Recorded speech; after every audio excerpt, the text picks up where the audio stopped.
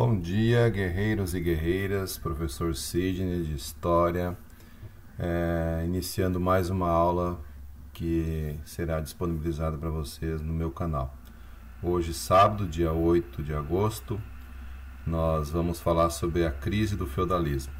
O feudalismo foi um sistema que ele surgiu lá na Europa, também teve um processo também parecido desse lá no Japão, mas a gente vai estudar o da Europa.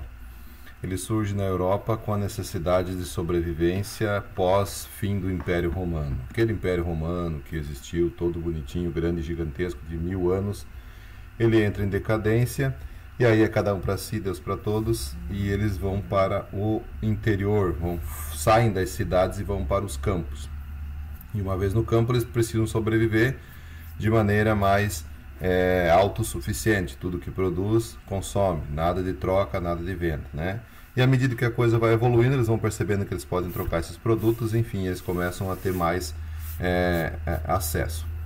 A crise em si mesmo vai ser a mudança do feudalismo para a saída da Idade Média, né, que seria aquela Idade das Trevas, para a Idade Moderna, que é o início das grandes navegações, que é o fim ali nos Cavaleiros Templários, que é aquela parte lá das cruzadas, enfim, todo esse processo medieval que a gente vai estudar agora. Durante os séculos XIV, uma grave crise econômica e social atingiu a vida do homem medieval. Então, o que acontece lá?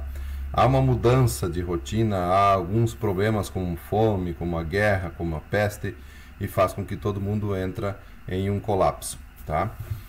Culminaria definitivamente com a desagregação da sociedade feudal, marcada com a fase de transição. Então você vai sair da Idade Medieval para a Idade Moderna, ou também conhecida como Idade Média para a Idade Moderna, ou ainda conhecida como Idade das Trevas, né? Que é aquele período que é um período assim muito sem progresso, sem construção de muitas coisas muito evolutivas, né? Porque durante o período romano, a Idade Antiga, a coisa evoluiu muito, né? Fizeram muitas coisas maravilhosas. Durante essa transição, que é o período do caos, do desentendimento, as coisas não evoluíram nada. A primeira, sem colocar, é a trilogia: fome, peste e guerra, né?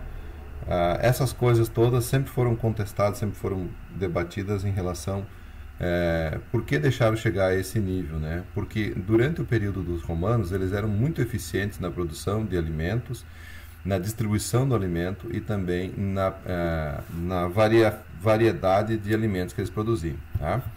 Os fatores que desencadearam a grande crise do século XIV foram vários, entre os quais devemos destacar então essas três aí, ó: fome, peste e guerra. A guerra, nós temos que lembrar que vai acontecer também não só entre França e a Inglaterra, que vai ser de 100 anos, né, que é a Guerra dos 100 anos, que é também chamada. Nós vamos ter também guerras entre locais específicos, né, os cavaleiros, aquelas guerras de espada, de um monte de armadura, cavaleiros, todas essas questões que eram muito almejadas pelas pessoas, né, que eram os que trabalhavam nessa parte do setor, os que tinha assim divisão, né? Os que trabalhavam, os que rezavam e os que guerreavam: oradores, belatores e laboratores. Então, essa sociedade é bem hierárquica, né? Você nasceu na sociedade dos belatores, continuará sendo belator. Se você nascer na sociedade dos guerreiros, que eram os laboratores, né? Belatores, perdão, você será um guerreiro. E aí, se nasceu no camponês, vai ser camponês. Ok? Com relação à fome, é preciso ressaltar que a estagnação das técnicas agrícolas, somada com o crescimento demográfico, gerou um enorme desequilíbrio entre população e consumo. Sempre se bate na tecla da questão: aumento de produtividade de alimento, aumento de produtividade de alimento. O Brasil tem potencial para ser o celeiro do mundo, tá? O mundo não entra em guerra enquanto não tiver com fome. A partir do momento que algumas pessoas vão entender que a fome é um problema e ele pode resolver isso através da luta, eles vão entrar em conflito. Enquanto tiver comida, não tem conflito, tá? Então, as técnicas agrícolas eram muito rudimentares, eram muito atrasadas, né? Então, nós sabemos que hoje nós temos infinidade de novas técnicas de plantio. Se tem algum dos alunos aí que mora aí no campo, já sabe como é que funciona, né?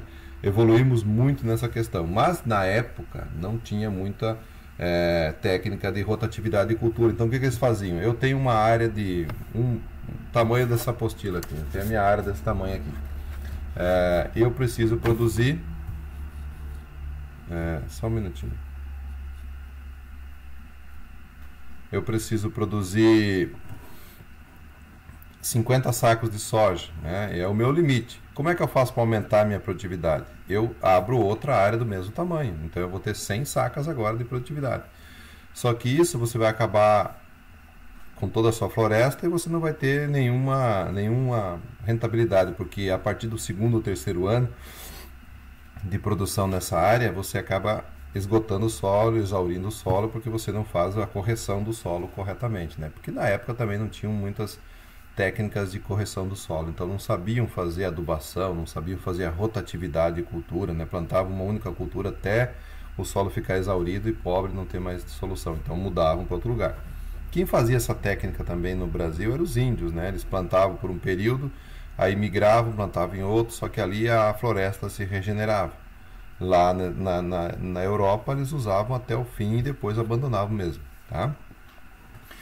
E aí tem um outro agravante, né? É o aumento da produção, aumento da população, aumento demográfico, né? As pessoas começam a se reproduzir e aí é mais boca para se alimentar, então há mais um problema acontecendo nessa história toda. Falta de alimento fez com que o solo fosse mais utilizado, comprometendo ainda mais a produtividade, agravando a escassez de alimento. Ou seja, em virtude do uso constante, a terra perde a sua qualidade. É notório, se você plantar por muito tempo no mesmo lugar, não vai produzir mais, não vai deixar de nascer. A semente ela tem um propósito, né? Ela jogou na terra, tem umidade, ela nasce.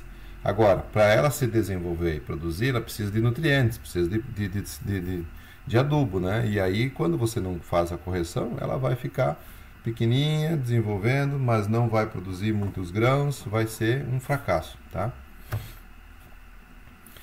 Observe, as mudanças climáticas, saturação econômica, saturação da economia, além da má alimentação, debilitou o organismo das pessoas que enfraquecidas adoeceram. E aí também um outro prato cheio para uma doença que estaria chegando, que seria a peste negra, vinda através de navios mercantes da Ásia. Essa doença ela veio com o rato e uma vez instalada, as pessoas não tinham muito hábito e higiene, né, de manter a coisa saudável, então esses ratos proliferavam demais naquela região, né? Que é só lembrar do encantador, do flautista lá, que ele é pago para tirar os ratos de uma cidade medieval lá. Essa é uma fábula baseada na história que não sei se verdadeiramente existiu, mas que tinha muito rato e não seriam conduzidos por uma flauta para fora da cidade. O problema era a higiene, você manter as coisas limpas. Uma vez que os alimentos eram guardados no sótão da casa, né, lá em cima no porão, sem nenhum acondicionamento normal, colocados em sacos, então os ratos se divertiam lá naquela questão. E durante a noite, esses ratos circulavam por todos os ambientes da casa, né? Então, a uma hora ou outra, a pulga que estava habitando o rato, ela pulava e ia para o ser humano. E ela se alimentava do sangue do rato ou do ser humano, não interessa de quem fosse. E ela tirava um vírus que tinha lá no rato e levava para o ser humano. Então, em poucos dias, a pessoa adoecia, ela ficava com manchas negras por todo o corpo, por isso foi chamada de peste negra, e vinha a falecer, não tinha cura, né? A imunidade das pessoas não estavam preparadas para isso, então elas acabavam adoecendo e morriam Então, costumava-se dizer assim, você toma café com seus familiares e depois vai jantar com seus ancestrais, né? Não ia viver um dia. E o pior do agravante é que todo mundo tinha medo dessa doença e jogavam os corpos todos fora. Ninguém enterrava, não fazia um crematório, deixava tudo exposto lá. Então, mais ainda a proliferação do da doença. Quando eles entenderam que era questão de saúde, aí começaram a minimizar os casos. Mas ela matou 1/3 da Europa, ela matou 1/3 da população europeia, tá? Então, é um número muito grande, assustador, né? Dividir a população em 3 vezes, aí você mata uma parte. Aproximadamente aí, não tem ideia agora o número de pessoas que morreu, mas é muita gente que morreu, porque não tinha solução. Então, o que as pessoas faziam? É isolamento, né? Como está acontecendo agora, todo mundo está com medo, está isolado. Tá com medo de se contaminar desse vírus aí. Para conseguir suprir as necessidades do feudo, destruíram florestas. Aí daí acontece o seguinte: você tira a floresta, o solo fica vulnerável, fica desprotegido. É um exemplo de uma vossoroca aqui, né? Foi pegado como exemplo. E aí a água começa a escoar com mais velocidade e vai aprofundando até fazer essa grande cicatriz na terra. Isso por todo o solo, tá? Destruir as florestas inteiras para obter lenha e para utilizar em um solo de plantio, lavoura, já que a necessidade era aumentar a produção de alimento para suprir a demanda das bocas que estavam sobrevivendo na Europa. Então, tudo um jogo de necessidades, né? Mais à frente também vão continuar destruindo as florestas, porque eles vão precisar fazer os navios. Teve uma passagem bem bacana na época da história, né? Já é história moderna já, que a Espanha mandou destruir um monte de floresta lá, não é destruir, mas fabricar os navios com a floresta, né, para atacar a Inglaterra. E quando estavam próximo da Inglaterra, teve um temporal e afundou os 200 e poucos navios deles. E nenhum chegou para poder combater contra os ingleses. Então, perderam a floresta e perderam os homens em alto mar. Mais uma questão que também vai fazer com que aconteça é esse quadro de saturação da economia agrícola. Alguns historiadores acrescentam fatores naturais, geográficos, né? Nós vamos ter um resfriamento da terra nesse período, tá? Acredita que nesse período houve uma repentina mudança do clima europeu, que tornou mais úmido e frio, dificultando o trabalho e a produção agrícola. Isso foi por ano de 1400 e pouco. Foi 2 anos de frio intenso na Europa, então nenhum alimento sobrevive, né? Tá mais que provado, em períodos mais quentes há aumento de produtividade de alimento, períodos mais frios há uma retração da produção de alimento. Outros fatores ainda: más condições de armazenagem, aquele que eu tinha citado para vocês, que provocavam perdas consideráveis. Hoje, para mim guardar um alimento para que o rato não venha, barato, inseto, qualquer coisa, né? Eu tenho que colocar condicionar num ambiente que ele seja fechado, lacrado, de preferência que não entre muito ar, né? O ar também é um dos fatores que acaba danificando o alimento. Então você fecha bem, veda, e aí não tem problema, né? Você acaba eliminando o problema, porque o rato não consegue perfurar um balde de plástico, ou se é uma espessura mais grossa, né? E eu vou contar uma historinha, né? O professor faz cerveja, e uma vez eu comprei um saco de 25 kg de trigo para fazer a cerveja, que é malte de trigo. Eu não me liguei na história, eu joguei dentro do depósito aqui da minha despensa e deixei ali. Rato não tinha, mas o problema é que uma vez eu abri esporadicamente lá, não via nada, mas abri uma vez e vi um monte de borboletinha pequena. Eu falei, mas ué, borboleta aqui dentro? Não entendia a moral da história. Quando eu fui abrir o saco para poder fazer a cerveja, estava cheio de caruncho dentro. Tudo andando. Eu falei, meu Deus, né? Como que esse caruncho veio daqui? Provavelmente veio de fora, uma borboletinha daquela que eu vi, ela veio e colocou o ovo, né? E aí eu perdi todos aqueles 25 quilos porque eu tinha só a casca e o caruncho comeu tudo o miolo dentro, come tudo branquinho, né? Come o amido. Então, a partir daquele momento eu guardei em recipientes fechados, lacrados, que não tinha problema. Pode ficar 1 ano lá que não tem problema nenhum. Então, é maneira de acondicionar. Eles não sabiam fazer nada disso, né? Por extensão de diversas doenças que tornavam impróprio o consumo. Então, além de disputar o alimento entre o ser humano, tinha o alimento que é disputado entre os animais. O rato, a barata, os insetos que circulavam por toda aquela região. E principalmente o caruncho, que é um bichinho muito pequenino. Ele entra, come o miolo, todo o amido e deixa só a casca, né? E vai embora e continua se proliferando. Hábitos alimentares demasiados uniformes.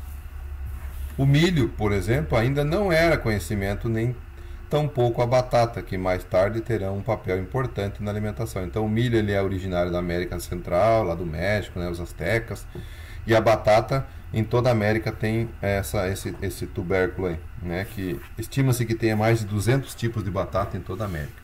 Quando o europeu chega em 1500, aí sim ele tem contato com esses alimentos, acaba levando para a Europa e acaba amenizando um pouco a fome por consequência de ter outro tipo de alimentação. O trigo era muito usado para fazer a farinha, o pão, né? Mas eu estava vendo um documentário, acho que vocês também viram, no Globo Repórter, sobre o trigo, né? E estavam contando que na Idade Medieval, quem comia pão mesmo com nutrientes eram os ricos, eram os nobres, né? O povão mesmo comia a farinha misturada com serragem, com terra, com pó e algumas outras coisas para você suprir. Era para encher a barriga mesmo, não tinha como nutrição. Hoje não, hoje você tem que ler lá na tabelinha qual é a percentual de nutrição se eu comer 100 gramas desse produto aqui. Todas elas são obrigadas a trazer, né? Isso explica que você está se nutrindo comendo algo que vai fazer bem para você. Ou se você comer demais, vai fazer mal. Tá? Uma colheita fraca bastava para aumentar o desequilíbrio entre a oferta e a procura. Então, quando houve aquele período de frio, a produtividade caiu.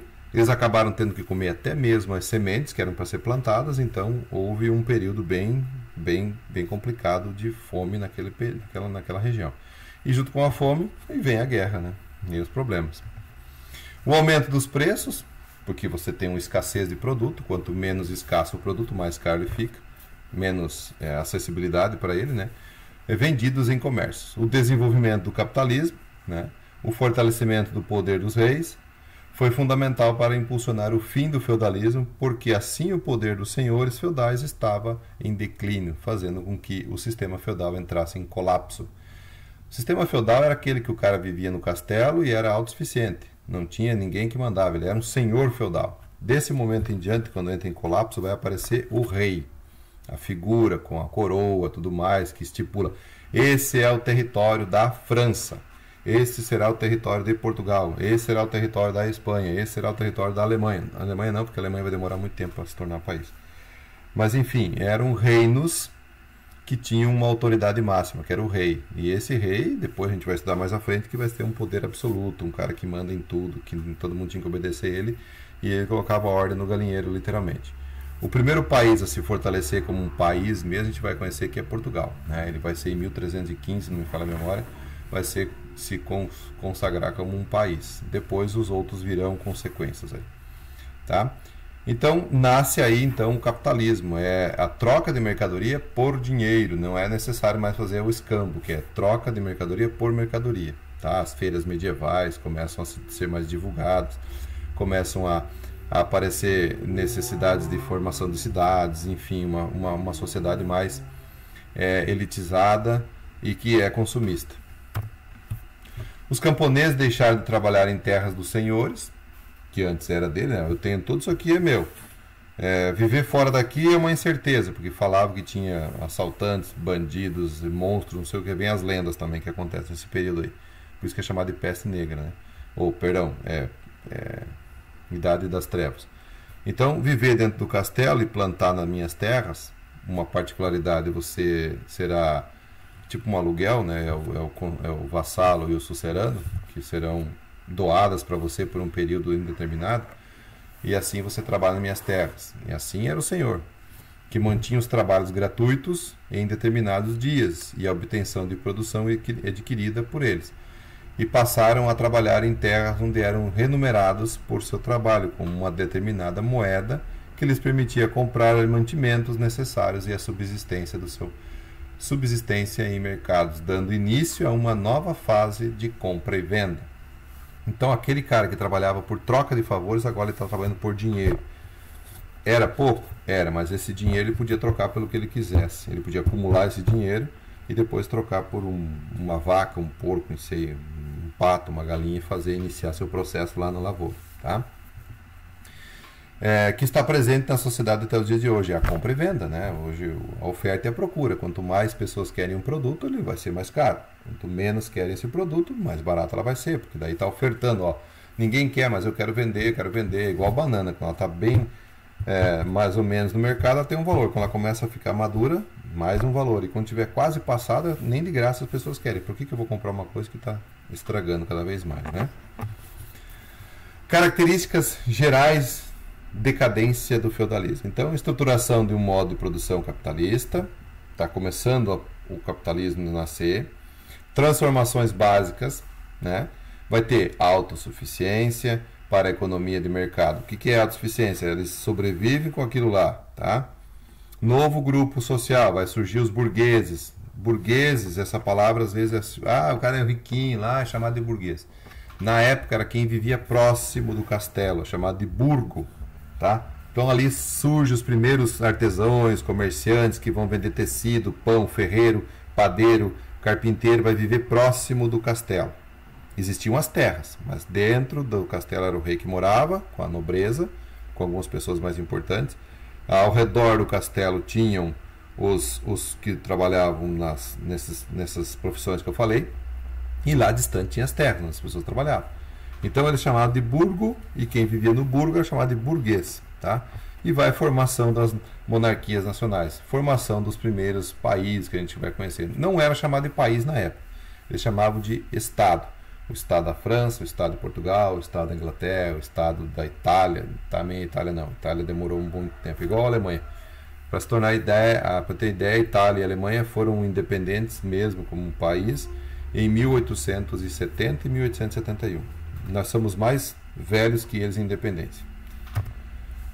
Crescimento populacional, aí é o fim das invasões, parou tudo, ninguém mais invade. E aí vai ter, quando você tem um fim de guerra, que foi igual ao período que a gente vai estudar também, que é o período do fim da Segunda Guerra Mundial, é chamado o período do baby boom, que você pode ter filhos que não vai ter mais guerra. Então há um progresso de crescimento populacional. Nesse período também se vai ter, para as invasões, definimos as fronteiras, agora não tem mais intriga nenhuma, cada um sabe que é seu espaço. A população entende que não tem mais conflito e ela procria com mais tranquilidade, vai ter mais filhos, né? Então, maior consumo por natureza, né? Excedentes populacionais expulsos dos feudos, vão para fora, vão formar novas cidades. E aí começam a surgir as novas cidades, retomada das cidades. Aumento do comércio, porque na cidade as pessoas precisam consumir, e vai haver um aumento da criminalidade, é natural, né? As pessoas também vão brigar por alimento dentro da cidade, por intrigas e oposições e conflitos internos. Que quanto mais aproximadas estão as pessoas, mais divergência tem entre elas. Por isso que tem lei, tem regra para que as pessoas cumpram e entram em um acordo num bom senso, né? Até aqui vai meu direito e daqui para frente vai do outro, então eu não posso ultrapassar esse limite, né? E as pessoas aí não respeitam, acaba cometendo os crimes. Então aumento da criminalidade. Aí só para a gente ter uma ideia do gráfico, né? Como que foi o aumento das pessoas em milhões. Em 1050 nós tínhamos 45 milhões de pessoas na Europa. Em 1150 vamos ter 50, 1200 nós vamos ter 60 e 1300 nós vamos ter 75 milhões de pessoas vivendo na Europa. Entre 1300 e 1400 é ali que vai acontecer a peste negra. Então você vai ter um número muito grande de pessoas, depois vai ter um drástico declínio da população. Imagina aqui, ó, um terço dessas pessoas aqui morrer, né? Divide por 3 isso aqui, você vai ter uma ideia de como que vai ser a diminuição. E aí vão começar a ter o aperfeiçoamento de técnicas agrícolas para aumentar a demanda, porque viver daquele sistema não dá mais, né? Moinho hidráulico, arado de ferro, busca de mais terras para o cultivo. Vai entrar em cena a charrua, que era um aparelho, um equipamento que era colocado no cavalo como se fosse um peitoral, né? Ele coloca aqui e daí amarrado as correntes ele colocava isso no arado, que era puxado pelo cavalo, de ferro, né? Agora ele corta o solo e faz com que haja o movimento do solo, trazer aquele solo e deixar ele mais fofo, né, para você poder plantar. Esse sistema de moinho ele pode ser movido por vento, por energia, por água, por força animal. Olha quanta coisa, né? Então consiste basicamente num depósito do cereal e aqui embaixo é uma pedra em cima de outra pedra. Esses são os moinhos antigos que eram usados de forma porque não tinha eletricidade, né? Então a água canalizada ela bate nessa turbina aqui e ela faz girar essa peça principal, a de cima. A de cima gira e a de baixo fica estática, parada.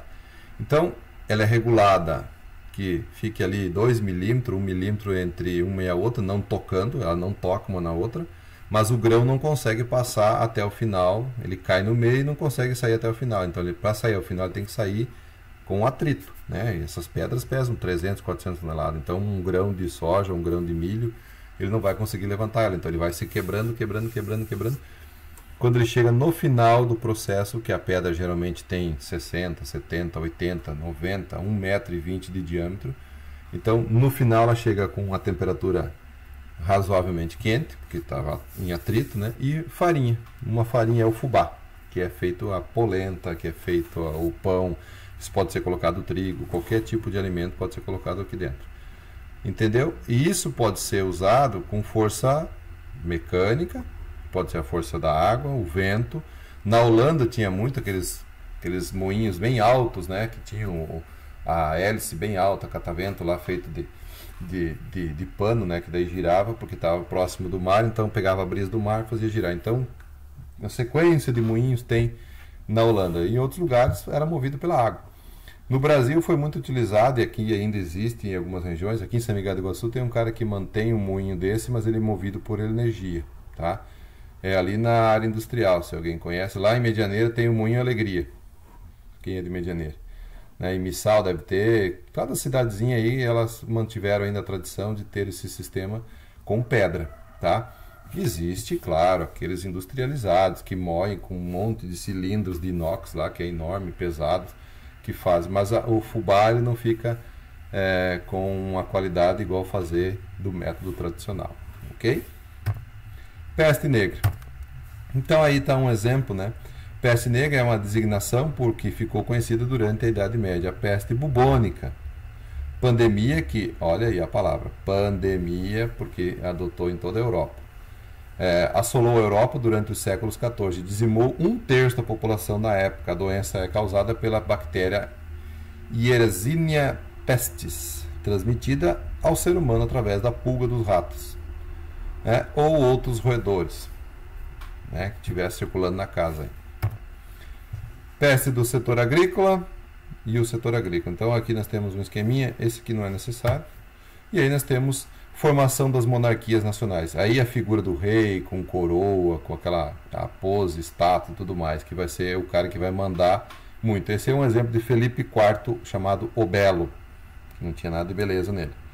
Aliança entre reis e burguesia. A burguesia, o rei viu que a burguesia era importante, era uma classe rica, que tinha muito dinheiro, porém não tinha status.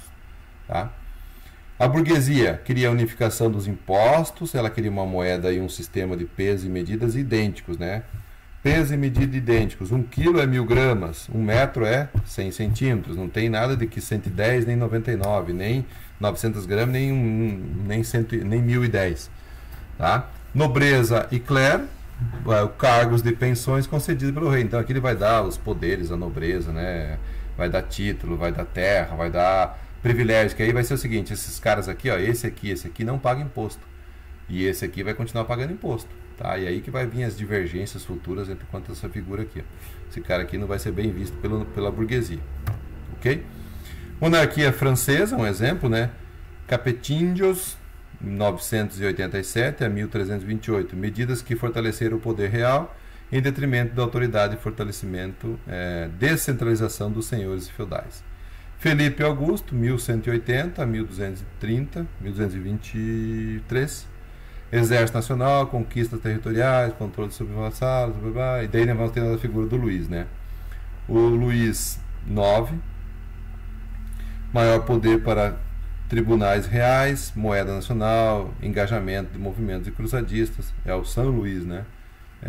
E o Felipe IV Belo, atritos com a igreja, convocação dos Estados Gerais, cativeiro de Avignon e a cisma do Ocidente.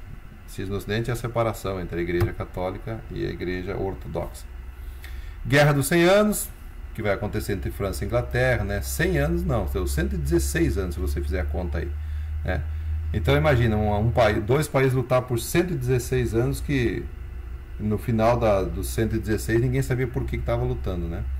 Nós vamos ter a figura importante de Joana d'Arc, uma heroína, né, francesa, que ela tem um papel importante na vitória da França contra os ingleses. Aí.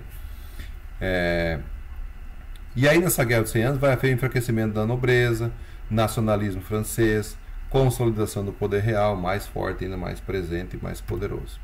França versus Inglaterra. Sucessão do trono francês, nós vamos ter aí, não é necessário nós saber todas essas questões aí, mas é importante dar uma olhadinha com mais carinho aí. A França era um país curvado aos poderios ingleses, não era propriamente um país, como hoje é conhecido, constitui-se de vários feudos. Tá? Neste contexto surgiu Joana d'Arc, que aos 12 anos começou a ter visões que falavam da situação do país e lhes revelavam a missão de libertar-se a Inglaterra. Tá? Então Joana d'Arc tinha visões, hoje foi considerada uma santa. Né? Motivada pelas mensagens, cortou o cabelo bem curto, vestiu-se de homem e começou a fazer treinamentos militares. Foi aceita no exército francês, chegando a comandar tropas. Suas várias importantes e reconhecidas como ganhou do rei Carlos VII, despertando a inveja com outros líderes militares da França. Estes começaram a conspirar e diminuíram o apoio de Joana d'Arc. Joana d'Arc foi queimada na fogueira, meus amiguinhos. Aí, ó, 1430, durante uma batalha em Paris, foi ferida e capturada pelos borgonhões, que as venderam para os ingleses. Sacanagem, né? Foi porque ela era boa, os caras invejaram dela e venderam. Ela foi acusada de praticar feitiçaria, né? Naquela época, qualquer coisa que fizesse diferente era feitiço. Em função de suas visões, condenada à morte na fogueira. Foi queimada viva na cidade de Rouen, em o ano de 1431. Amarrado e queimado vivo. Era o que a igreja fazia muito naquela época. Tá? A monarquia inglesa, não é necessário. As jaqueiras, as revoltas que vão acontecer, né? Colheitas ruins, escassez de alimento, alta de preço e fome, medo das guerras, aumentou o imposto, rigidez da fiscalização. Foi este o cenário das revoltas camponesas lá dos séculos XIV. Então, revoltas, Guerra dos 100 Anos, a peste negra e a fome. Tudo isso num pacote para deixar desestabilizado o sistema. Elas ocorreram em diferentes regiões da Europa e delas se alastraram em grande rapidez, levando um pânico às vilas e cidades. A França, no metade do século todo, a região próxima de Paris foi convulsionada pelas revoltas dos camponeses e aldeões, chamados de jacques, contra os nobres proprietários que, além de não defendê-los da devastação da guerra, ainda os sobrecarregavam com novos impostos. Os nobres cobravam muitos impostos das pessoas naquela época, meus amiguinhos. Por isso que eles ficavam revoltados com essas questões todas aí. Na Inglaterra, pouco mais tarde, camponeses, artesãos e pequenos comerciantes também se levantaram contra os senhores e o poder real, denunciando a exploração dos que dominavam campo e cidade. Por toda parte, a nobreza é a descrença dos mais atingidos pela guerra. Então, a guerra deixou a população revoltada, faltava pessoas, faltava alimento, faltava produção no campo, faltava um monte de questões. Então, eles pensaram, se revoltou tudo e começaram a lutar contra o que eles achavam que era o culpado da história. Então, as partes que tiveram revoltas em toda a Europa, né, nós temos na Inglaterra, nós temos na Alemanha, nós temos em Paris, nós temos próximo aí da Espanha, Barcelona, né, todos esses lugares aí. Ok? Fique com Deus e até a próxima semana. Detalhe, eu quero o resumo dessa aula para até o final da manhã, meio-dia, tá? Sem falta. Um abraço a todos. Tchau.